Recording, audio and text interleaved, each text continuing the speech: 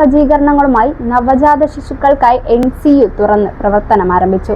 നഗരസഭാ ചെയർപേഴ്സൺ ഹസീന വട്ടോളിയാണ് ഉദ്ഘാടനം നിർവഹിച്ചത്.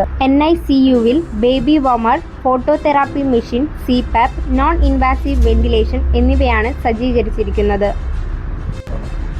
പീഡിയാട്രീഷ്യന്മാരായ doctor Salik Muhammad, doctor Shakeel, doctor Neha Nisar തുടങ്ങിയവരും doctor Mujeeb Rahman, doctor Nisar Muhammad, doctor Shakeela Mujeeb, doctor Haris Saleem, doctor Saira Nisar, Deepu Jacob, doctor Ramees കരുമണ്ണിൽ, ഡോക്ടർ ജുനൈസ് തുടങ്ങിയവരും ഉദ്ഘാടനത്തിൽ പങ്കെടുത്തു.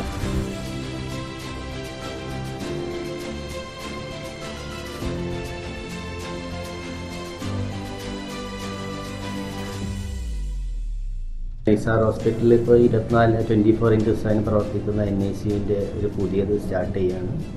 പുതിയ നമ്മൾ ഫോട്ടോതെറാപ്പി യൂണിറ്റ്, ഇൻബോൺ ഔട്ട്ബോൺ യൂണിറ്റും ഒക്കെ ആയിട്ടുണ്ട്. അപ്പോൾ നമുക്ക് ഒരു ലെവൽ 2 NICU ആണ് നമ്മൾ സ്റ്റാർട്ട് ചെയ്തിട്ടുള്ളത്. നമുക്ക് CPAP ഫെസിലിറ്റി, HFNC ഫെസിലിറ്റി, കുട്ടികൾ ചെറിയ ശ്വാസമുട്ട് അങ്ങനത്തെ ഒക്കെ മാക്സിമം ഒക്കെ മാനേജ് ചെയ്യാൻ പറ്റുന്നതാണ്. 24/7 എന്തായാലും ഡോക്ടേഴ്സ് ഉണ്ടായിരിക്കും.